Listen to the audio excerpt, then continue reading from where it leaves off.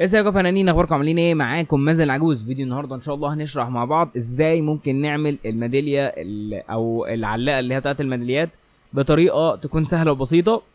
تمام.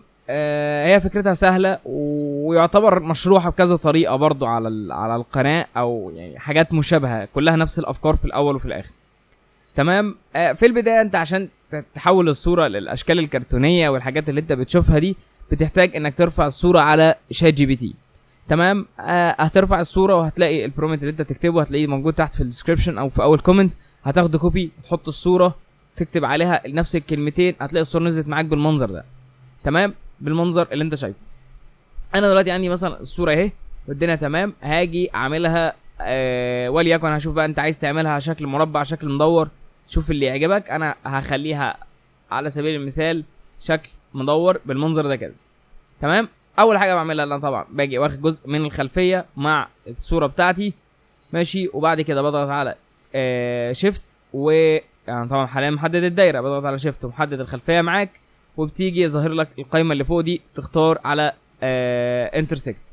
تمام كده انا اخترت انترسكت بالمنظر اللي احنا شايفينه كده. بقى معايا الصوره بتاعتي او العلاقه بتاعتي بشكل كامل. تمام. هنيجي عاملين ايه؟ هناخد الدايره دي زي ما هي، دي هنقصها خشب ساده.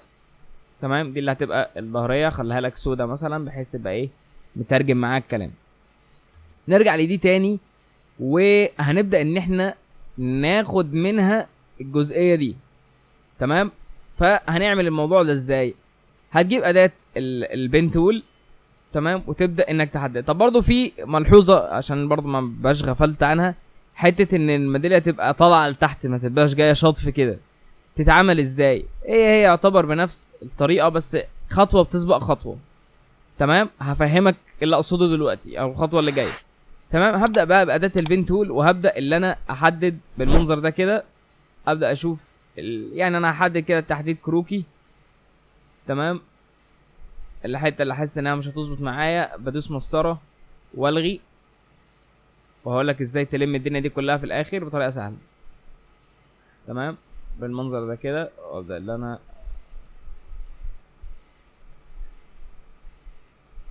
تمام. انت لو خلي بالك، لو عايز تعملها مثلا بي ان جي، بتبعتها لشات جي بي تي وتقول له ان هو يحولها لك بي ان جي وتبقى من غير خلفيه. تمام. وتبدا مثلا انك تدخلها على على الفوتوشوب او على الاستريتور او على اي حاجه من البرامج دي، و تديها اوتلاين، حتى والله على الكوريل، وتديها اوتلاين. انا بس انا كده عامل بس اي حاجه كده على السريع. تمام. انا مش عارف الجهاز دي ليه، بس ناخد كده.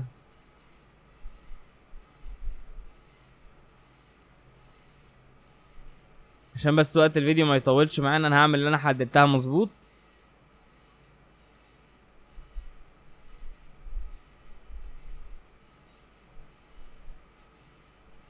تمام، بالمنظر ده كده. تمام قوي، ماشي. انا كده خلاص حددتها. تمام. هاجي محدد التحديد اللي انا عملته كله، وجاي على الجنب هنا ومختار اداه جوين كيرف، دي اتكلمت عنها في فيديو كامل لوحديها، تقدر ترجع لها. تمام. وبعد كده بضغط على ابلاي. كده انا خليت النقط بتاعتي كلها حته واحده. هنيجي نعمل ايه؟ هنيجي واخدين دي مع الخلفيه برضو، ونضغط على انترسكت بالشكل ده. تمام. بقى هو ده عندي، ده الميداليه بتاعتي. حلو، حلو الكلام. طب احنا ممكن نعمل ايه عشان نسهل على نفسينا ونختصر الحوار؟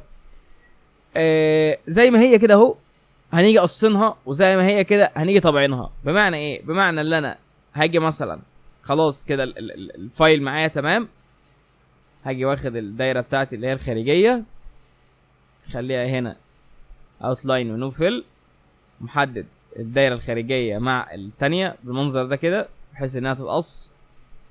وهاجي واخد دي معاها.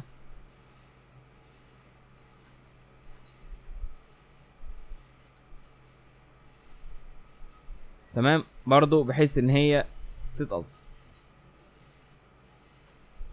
تمام. فكده دلوقتي انا عملت ايه؟ كده خليت ان دي تتقص معايا ودي تتقص معايا، ماشي، بالمنظر ده اهو. ده الفايل اللي هيتقص.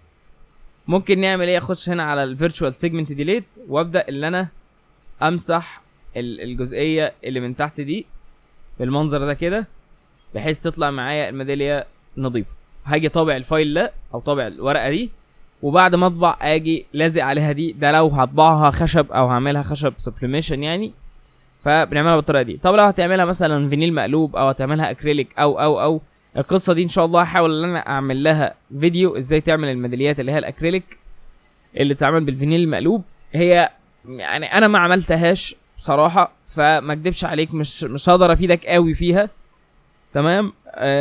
بس اللي اعرفه ان هي تعمل بفينيل مقلوب، لكن تعمل ازاي بالكامل البروسيس من اولها لاخرها انا ما جربتهاش وما اعرفش تعمل ازاي. بس ان شاء الله نعرف ونعملها فيديو يكون محترم جدا وباذن الله قريب، تمام.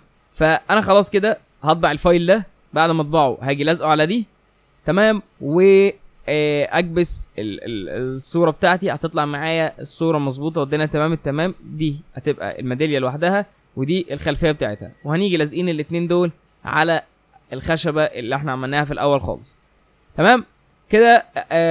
شرحناها والدنيا تمام التمام. طب الحته اللي كنت بقول لك عليها اللي هي ازاي تخلي الميداليه تبقى طالعه لتحت كده شويه، نفس الكلام، بس الفكره انك بتعمل ايه؟ بدل ما بتاخد الخلفيه الاول، تمام، بتيجي عامل الشخصيه بتاعتك. يعني مثلا وليكن ان الصوره كامله هنا، وهتاخد دي معاك بس، واضحه يعني. هي شرحها بسيط، وهي البتاعه دي يعني سهله باذن الله، وان شاء الله تبقى قادر انك تنفذها بسهوله. طبعا الفيديو ده اتعمل بناء على طلب احد حبايبنا متابعين للقناه. فلو انت مثلا محتاج فيديو، محتاج حاجه، محتاج شرح معين، حاجه واقفه معاك وانا اقدر اعملها، كلمني وامر لا مش هتاخر عليك.